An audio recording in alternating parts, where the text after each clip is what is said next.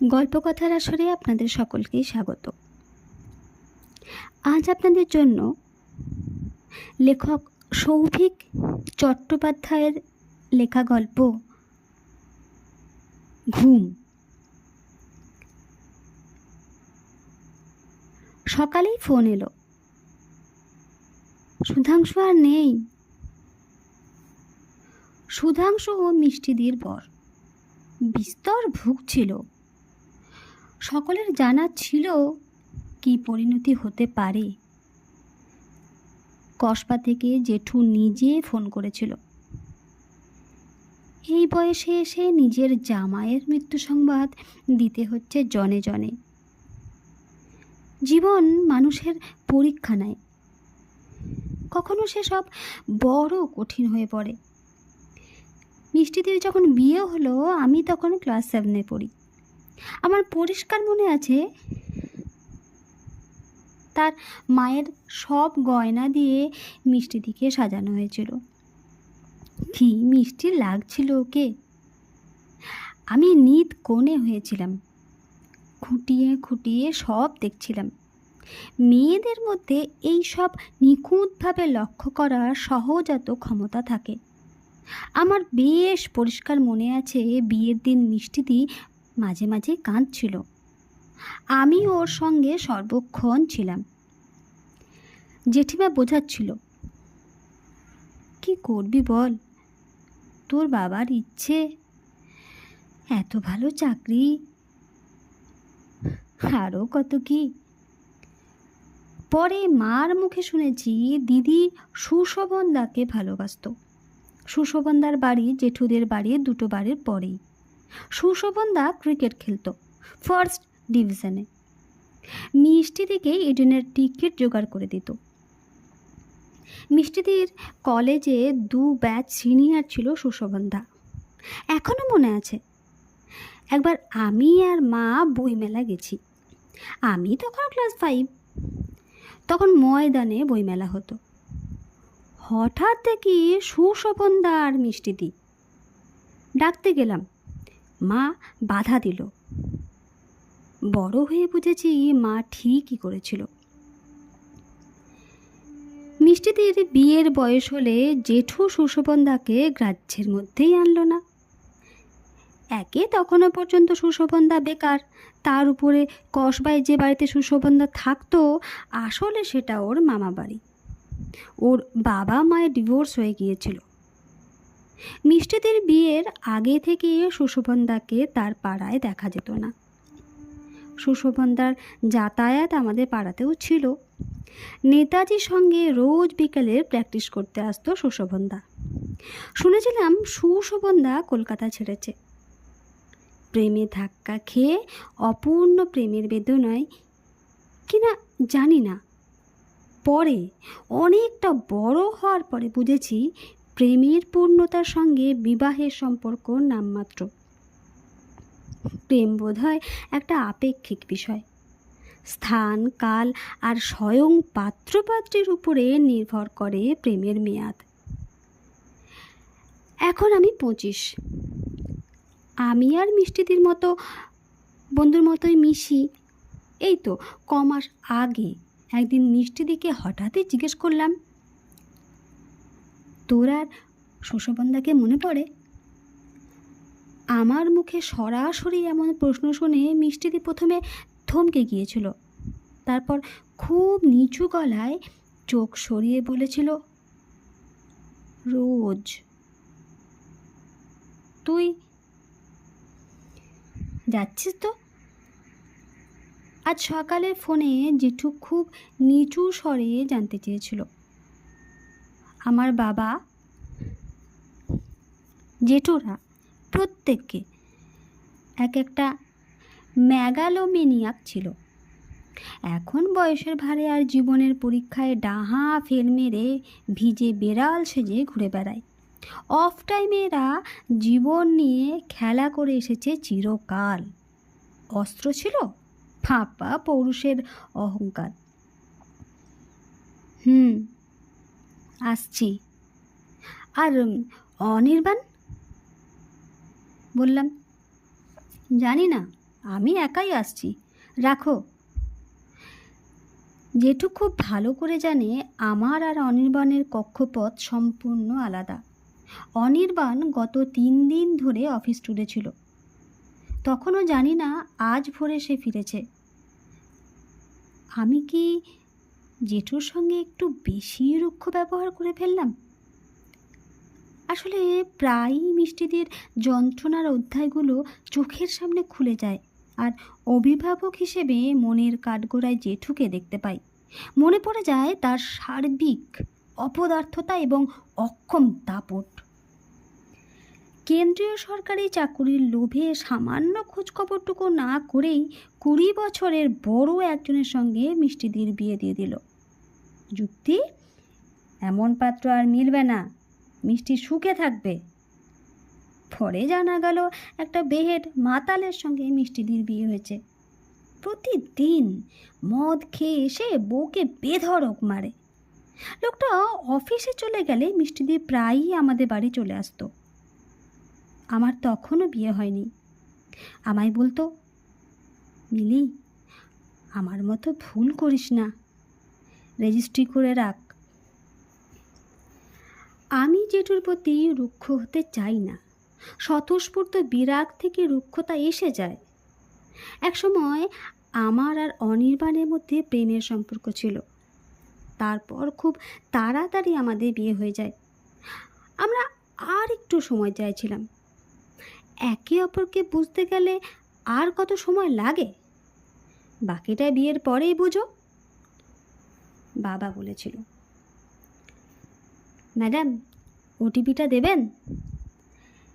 App ক্যাবের driver বলল। গাড়িতে উঠে বসে ওটিপি দিলাম।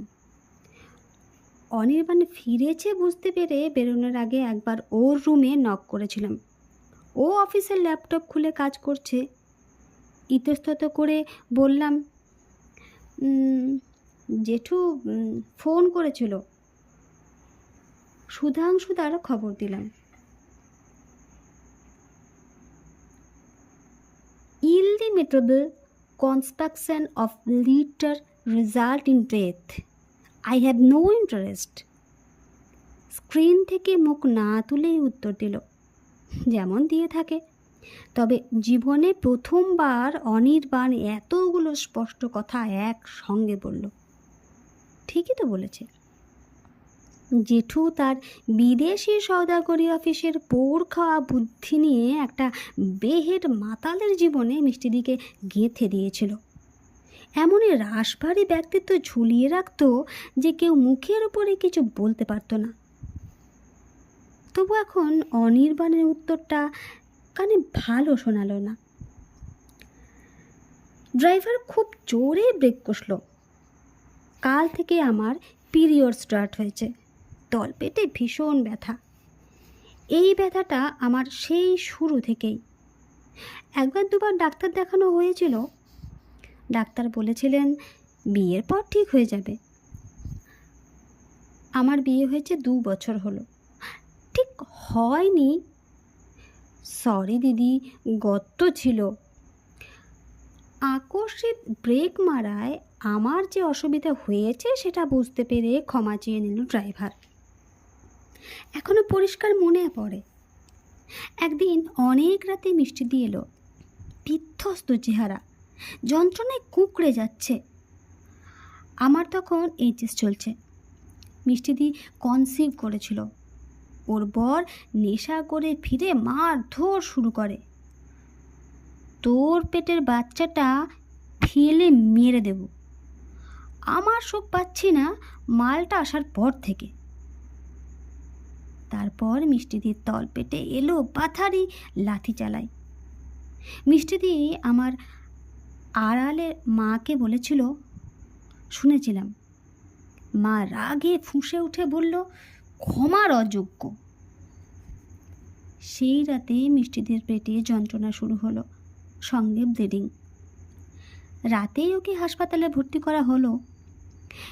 মিষ্টিদির ওভারি এমনভাবে রাপচার্ড হয়ে গিয়েছিল যে তারপর আর কখনো মা হওয়া হলো না ওর জীবনে। জেঠিমা সেদিন রুখে দাঁড়িয়েছিল, বলেছিল আমি আর ওকে ও বাড়ি পাঠাবো না। মেয়েটা পড়ে পড়ে মার খাবে, আমি মা হয়ে কি করে সহ্য করব? জেঠু বলেছিল। আমি সুধাংশুর সঙ্গে কথা বললাম, দেখলাম খুব অনুতপ্ত। বলল দ্যাট ওয়াজ অ্যান অ্যাক্সিডেন্ট, ও ইচ্ছে করে কিছু করেনি। বলল সাউথ ইন্ডিয়া নিয়ে যে ট্রিটমেন্ট করাবে। দুদিন পরে সাউথ কলকাতার একটা নার্সিংহোমে ওভারি বাদ দিতে হলো মিষ্টিদের। তাছাড়া নাকি উপায় ছিল না। আরে ওভারি বাদ গেল মেয়েটার এই বয়সে, মেয়েটার মা হতে পারবে না। কান্না চাপা গলায় বলেছিল জেঠিমা, বেশি ফ্যাঁচ ফ্যাঁচ করো না তো, অনেকে তো মা হতে পারে না, দত্তক নেবে, না হলে ঘরে ডিভোর্সি মেয়ে নিয়ে বসে থাকো। আমি অত কিছু জানি না। জেঠিমার কথায় বিরক্ত হয়ে জেঠু নাকি এ কথা বলেছিল। তারপর থেকে মিষ্টি কেমন চুপ হয়ে গিয়েছিল, খুব কম কথা বলতো। সুধাংশুর অদ্ভুত রুটিন ছিল। সকালে বাড়ি থেকে বেরিয়ে অফিসে যেত, ফেরার পথে রোজ বারে বসে অসংখ্য ড্রিঙ্ক নিত। তারপর ট্যাক্সি করে টলতে টলতে কখনো বমি করতে করতে ফিরত। লোকটার রাষ্ট্রায়ত্ত সংস্থায় চাকরি ছিল, ঈর্ষণীয় বেতনও ছিল। তবু মিষ্টি দিয়ে সংসার চালাতে হিমশিম খেত। ধার করতো যত্রতত্র, বাড়িতে পাওনাদারও আসতো। মিষ্টিদির গয়না যেতে থাকলো, জেঠু চুপ করেই থাকলো। আমাদের ফ্যামিলির মেয়েরা ভীতু, তারা সিদ্ধান্ত নিতে শেখেনি। আসলে আশৈশব ম্যাগালোম্যানিয়াক পুরুষের ছায়ায় বেড়ে ওঠার মাসুল গুনতে হয়েছে এদের প্রত্যেককে। মিষ্টিদি আগে এক আধবার বলেছিল, আর না মিলি, আমি এবার ওসব ছেড়ে বেরিয়ে আসব। আমি জিজ্ঞেস করেছিলাম ওর বরকে এ কথা বলেছে কি না। বলেছি রে, ও খুব নোংরা কথা বলে, বিশ্রী কথা বলে সুশোভনকে নিয়ে। আমি অবাক হয়ে জিজ্ঞেস করেছিলাম, সুশোভনদার কথা এই লোকটা জানলো কি করে? মিষ্টি দিয়ে আমায় আরও অবাক করে দিয়ে বলেছিল, আমি বলেছিলাম। প্রথমেই অন্ধকারে রাখতে চাইনি, এখন উল্টো বিপত্তি হচ্ছে। কি ঝামেলা বলুন তো দিদি। মিছিলে গাড়ি আটকে যাওয়ায় ক্যাব ড্রাইভার বলল, রাস্তার মিছিলে জবাব চাইছে মানুষ, কোথাও ঘটে যাওয়া কোনো অন্যায়ের বিরুদ্ধে। কার কাছে জবাব চায় মানুষ? ঈশ্বরের কাছে, সমাজের কাছে, আইনের কাছে, পুলিশের কাছে? আমার মনে হয় মানুষের নিজের কাছে নিজের উত্তরটা চাওয়া দরকার। মিষ্টি থেকে আমিও তো কতবার বলেছি, পড়ে পড়ে মার খাস না, বেরিয়ে আয়। মিষ্টি দিয়ে শেষমেশ বেরিয়ে আসতে পারল না, বরং সারাটা জীবন জেঠুকে দুষতে থাকলো, তাও প্রকাশ্যে নয়, আড়ালে। মিষ্টি দিয়ে আগামী দিনে নিজেকে দোষ দেবে, তার সুযোগ থাকা সত্ত্বেও সে নিজে কিছু ব্যবস্থা নেয়নি। মাঝে যখন লোকটা অত্যাধিক বাড়াবাড়ি করছিল, মিষ্টি দিয়ে একদিন আত্মহত্যার চেষ্টা করেছিল। আমি বলেছিলাম, থানায় একটা এফআইআর করে বেরিয়ে আয়, পুলিশ নাকে দড়ি পরিয়ে ঘোরাক, আমি তোর সঙ্গে আছি, এখনও সময় আছে, তুই সব কিছু নতুন করে শুরু করতে পারিস। না, থানা পুলিশ কেস কাছারি করলেও চাকরি থেকে সাসপেন্ডও হয়ে যেতে পারে। এমনিতে জমানো যা কিছু ছিল সব শেষ করে ফেলেছে, তার মধ্যে যদি মাইনেও বন্ধ হয়ে যায়। ওর বাবা মা তো কোনো অন্যায় করেনি বল। ছাড়, আমার মার খেতে খেতে অভ্যেস হয়ে গেছে। আমার মুখে কথা জোগায়নি। দিদি রেটিংটা একটু দেখে নেবেন প্লিজ। ক্যাবের ছেলেটি নির্দিষ্ট গন্তব্যে পৌঁছে দিয়ে ওর পেশাগত আবদারটা করল। ছেলেটি ভালো। একতলা বাড়ি। দরজা ঠেলে ভেতরে ঢুকলাম। সামনের বারান্দার উপর মেঝে মৃতদেহ শোয়ানো। 2-4 জন বিলাপ করে কেঁদে কেঁদে প্রমাণ করার চেষ্টা করছে লোকটা কত ভালো ছিল। একজন মহিলা ফ্যাঁচ করে বলে উঠল, মানুষটার 7 চরে রা ছিল না গো। জাস্ট 3 মাস আগের কথা। তখনও লোকটার লিভার ক্যান্সার ধরা পড়েনি। মিষ্টিদি এক বিকেলে আমাদের বাড়ি এসেছিল। মুখে একদিন ভীষণভাবে ফুলে আছে। শুনলাম আগের রাতে দিদির মুখে লাথি মেরেছে। দিদি পারত না লোকটার বিকৃত চাহিদা মেটাতে, না পারলে বেধড়ক মার। আমি সেবার থানায় যেতে চেয়েছিলাম, মিষ্টিদি কিছুতেই রাজি হলো না। না, ছেড়ে দে, মা বাবা কষ্ট পাবে। আমি বললাম, লোকটা একটা পারভার্ট জানোয়ার, ওর জেল হওয়া উচিত। আর তুই বা এগুলো সহ্য করছিস কি করে? মেঝে শোয়ানো মৃতদেহটা চাদরে ঢাকা। জরাজীর্ণ চেহারাটা চাদরের তলায় মিশে আছে। কে বলবে এই লোকটা কদিন আগে পর্যন্ত যৎপরনাস্তি অত্যাচার করেছে মিষ্টিদের উপর? যখন ও নিয়মিত লোকটার জন্য হাসপাতাল ঘর করত, শেষ কয়েকটা দিন যখন পুরোপুরি বিছানায় পড়ে গেছে, তখনও মিষ্টিদিকে নিয়মিত গালিগালাজ করত। বলতো, তোর মতো পাপী দুশ্চরিত্র বাঁজা মেয়ে ছেলে বিয়ে করেই এই রোগ হলো আমার। ইচ্ছে করে লাথি মেরে বের করে দিই। আমি মিষ্টিদিকে বলতাম, তুই এখনো লোকটার জন্য প্রাণপাত করবি? ডাক্তার বলেছে ওর শরীরের অবস্থা ভালো নয়, তাই আর কিছু। মিষ্টিদের শ্বশুর শাশুড়িও কেমন যেন থমথমে হয়ে আছে। পুত্র যেমনই হোক না কেন, পুত্র শোকের ভার সব সময়ই অসহনীয়। একটা 28-30 বছরের ছেলে বিলাপ করে বলল, কোথা থেকে যে কি হয়ে গেল। বাড়ির ভিতরে যেতে যেতে কথাটা শুনে আমি তাকালাম। ওর মুখটা চিনি, ফেসবুকে মিউচুয়াল ফ্রেন্ডে দেখেছি। মিষ্টিদির ননদের ছেলে। মামার চরিত্র হাড়ে হাড়ে জানে। এখন শোকের বাড়ির বাঁধা বলিয়া ওড়াচ্ছে। শুনতে পেলাম দুর্গাপুরের ছোটদি আর মালদহ থেকে বুড়ি মাসি এলে ডেড বডি নিয়ে বেরোনো হবে। কেউ একজন উৎকণ্ঠা প্রকাশ করল, কাল রাতে এক্সপায়ার করেছে।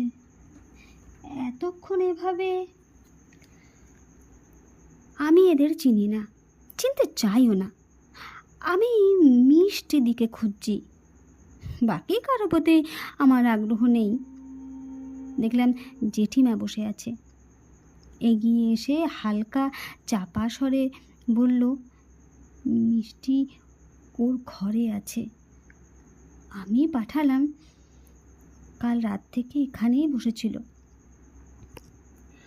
দোতলায় মিষ্টিদের ঘরের দরজা ঠেললাম। মিষ্টিদি আলু থালুভাবে শুয়ে আছে। এসি চলছে, চোখ বন্ধ। কাছে গেলাম, ফুরফুর করে আওয়াজ হচ্ছে। চোখে মুখে সেই কবেকার কৈশোরের প্রশান্তি। মিষ্টিদির সারা মুখ জুড়ে ছড়িয়ে আছে চিন্তাহীন নিরুদ্বেগ ঘুম। মিষ্টিদি ঘুমোচ্ছে। মনে হলো এমন একটা ঘুম দরকার আমারও।